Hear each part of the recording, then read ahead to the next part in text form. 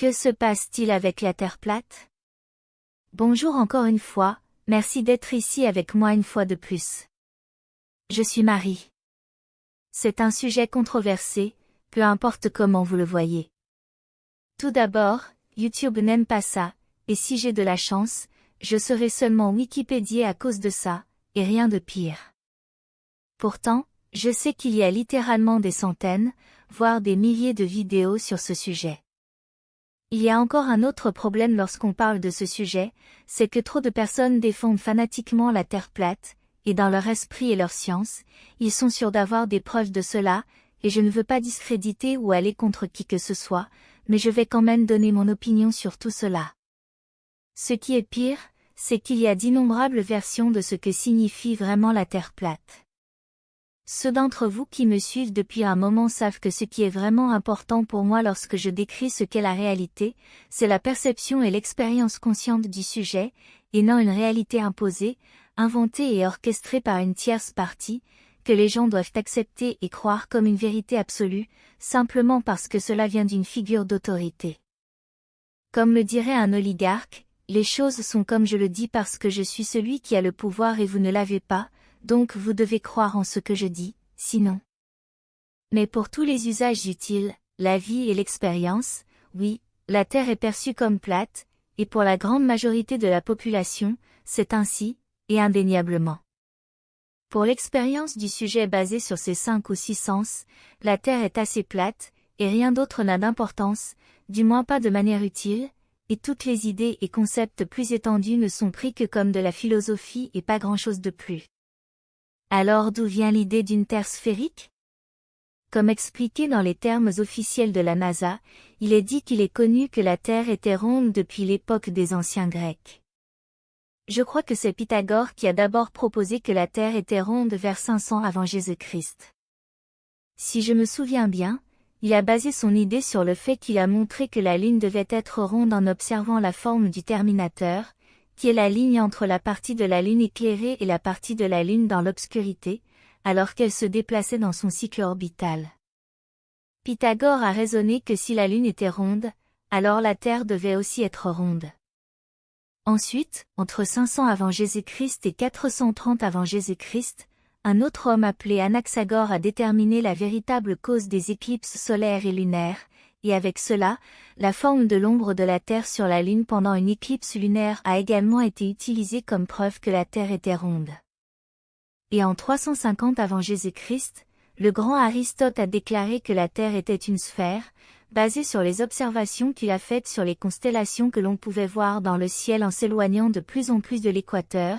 et au cours des 100 prochaines années environ, 2 autres Grecs appelés Aristarque et Ératosthène ont mesuré la taille de la Terre elle-même. Plus tard, une démonstration pratique de la véracité de la Terre a été réalisée par Ferdinand Magellan et Juan Sebastián Elcano, la circumnavigation de la Terre, entre 1519 et 1522. Ceci est la version officielle, bien sûr, et on pourrait facilement argumenter que toutes ces personnes ont été inventées par l'establishment pour donner une validité à la réalité qu'ils veulent imposer aux gens.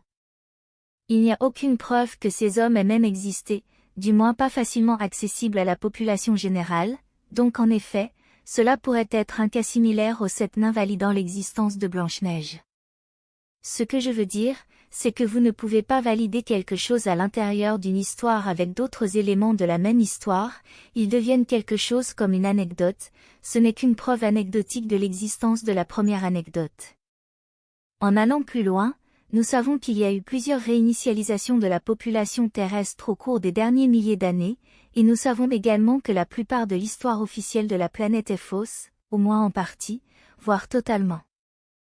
L'une des choses les plus importantes nécessaires pour réinitialiser une population est d'effacer son passé, et il y a des preuves partout que c'est précisément ce qui se passe, et cela a été le cas ces dernières années. Rappelez-vous qu'en 1981, le directeur de la CIA a déclaré ce qui suit, « Nous saurons que notre programme de désinformation est complet lorsque tout ce que le public américain croit est faux. » William J. Casey, directeur de la CIA. Bien qu'il ne mentionne que le public américain, cela s'étend évidemment à l'ensemble de la planète, et comme je l'ai récemment dit dans l'une de mes autres vidéos, toutes ces agences de renseignement consacrent près de 90% de leur temps, de leurs ressources et de leurs efforts à manipuler les perceptions des peuples en faveur de ce que l'establishment veut, et tout cela dans le but de contrôler la population. La plupart des passionnés de la Terre plate utilisent toujours l'argument selon lequel toutes les agences spatiales mentent tout le temps, pour supposer qu'elles devraient également mentir sur la forme de la Terre.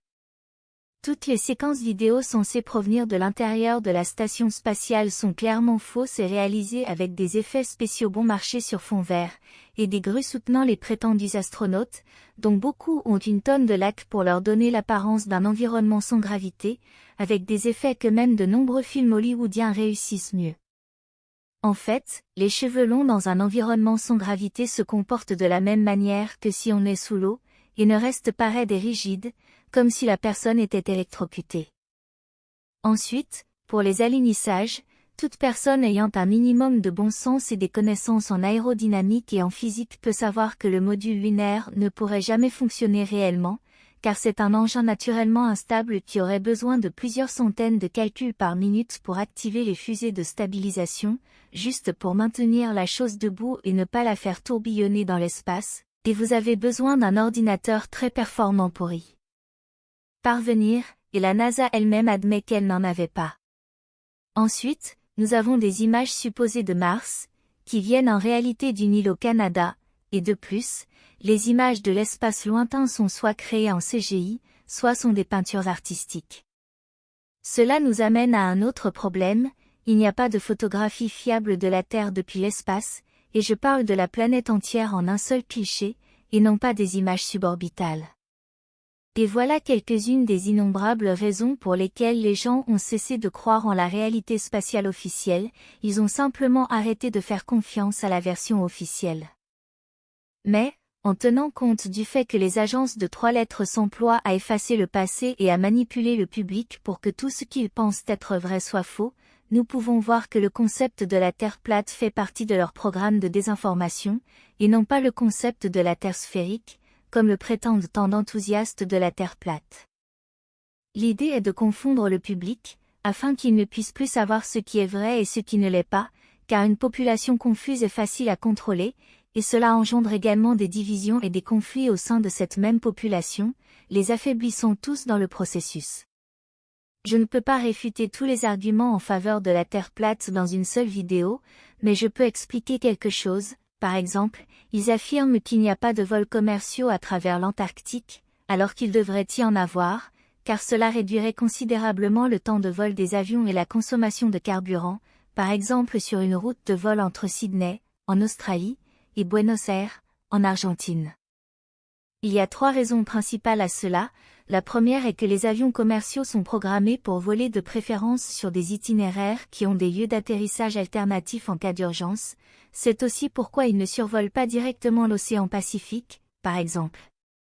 La deuxième raison est qu'il y a beaucoup de conditions météorologiques extrêmes en Antarctique, et même en volant haut, cela pourrait encore atteindre l'avion, mettant tout le monde en danger, surtout dans le cas où un avion serait incapable de monter suffisamment haut, pour quelque raison que ce soit, sans parler de l'existence de toutes sortes d'anomalies magnétiques, qui rendent la navigation très difficile. La troisième raison est que l'Antarctique est un endroit fortement militarisé, donc il est interdit de voler là-bas. C'est une zone interdite pour les vols commerciaux. Elle est tellement militarisée qu'elle n'est officiellement pas une zone militarisée, ils disent que ce n'est pas le cas alors qu'en réalité aucun civil ne peut y aller, à l'exception de quelques endroits insignifiants, qui ne sont pas profondément à l'intérieur, le tout sous prétexte de protection de la faune, comme s'ils s'en souciaient vraiment. Ils prétendent également que l'eau ne se courbe pas, et désolé de dire que si, il suffit de mettre un crayon près du jet d'eau de votre robinet, et vous verrez qu'il colle au stylo ou au crayon en suivant sa courbure grâce à l'effet de tension de surface. Pourquoi l'eau adhère à la surface sphérique des planètes a tout à voir avec la gravité, car l'eau se positionnera perpendiculairement au vecteur de mouvement de la force de gravité. La gravité pousse les objets contre celui qui a le plus de force, ce qui ne provoque pas la gravité en tant qu'effet de sa masse, comme le prétend la science officielle de la Terre. Un objet a une masse parce qu'il reçoit la gravité qui provoque un nœud ou un point de concentration dans le milieu, dit l'éther. Un point de concentration est un objet avec beaucoup de masse, comme une planète ou une étoile. La gravité est un flux de conscience et son attention, ses formes et donc manifeste tous les objets physiques, comme expliqué en détail dans la théorie de la manifestation, dont je rédigerai bientôt une version plus soigneusement expliquée, et pour une autre vidéo. Toutes les choses sont manifestées dans un environnement tridimensionnel, où l'endroit où les particules sont manifestées reçoit une attention consciente sous forme de gravité de toutes les directions, comme une sphère, donc l'eau est poussée contre la Terre de toutes les directions, où le bas est toujours perpendiculaire au vecteur de mouvement de la gravité, indépendamment de l'apparence de la planète depuis l'espace. Comme expliqué dans la vidéo à venir sur la théorie de la manifestation, la Terre, ainsi que tous les autres objets stellaires, ne peuvent être manifestés que sous une forme sphérique primordiale, simplement parce que c'est ainsi que fonctionne la gravité, et tous les autres objets avec d'autres formes sont la conséquence de fractures à l'intérieur de la sphère primordiale, et en raison de la mise en forme intentionnelle, entre autres forces qui suivent les mêmes règles de manifestation. Ce sujet a besoin de sa propre vidéo, je le sais, et je vais travailler dessus. Mais voyons d'où vient réellement le concept de la Terre plate. La raison en vient des significations occultes et du symbolisme utilisé par les dirigeants de la Terre tout le temps, mais caché à la population générale. Cela vient des idées de l'Église et de ses dirigeants à Rome, il y a environ 700 à 800 ans, lors de leur plus grande expansion légale, quand ils ont commencé à imposer leurs règles comme loi partout dans le monde. C'est à cette époque qu'ils ont déclaré qu'ils avaient besoin d'un système de terre plate, lorsqu'ils ont imposé leurs prétendues règles des 4 coins, quand en 1306 Rome a déclaré que la Terre était plate, car bien que les humains soient des créatures tridimensionnelles, l'Église devait les représenter, sur papier, comme des êtres bidimensionnels, pour être enregistrés et contrôlés. Avec ce décret, ils ont créé le terme « les 4 coins de la Terre », créant ainsi le concept de placer chaque être humain et de les représenter sur papier comme étant plats, créant ainsi le document légal connu sous le nom de certificat de naissance. La règle des 4 coins est à la base du concept de signer des documents sur papier, à l'intérieur des 4 coins d'une boîte, qui représente un cercueil. La terre plate signifie simplement que tout doit être fait sur papier et légalement, et que tout doit être enregistré afin de pouvoir être sous le contrôle des cabales. La terre plate en tant qu'agenda représente également l'appel à la population pour être contrôlée, donc sur un papier plat, qui représente le monde, afin qu'il puisse être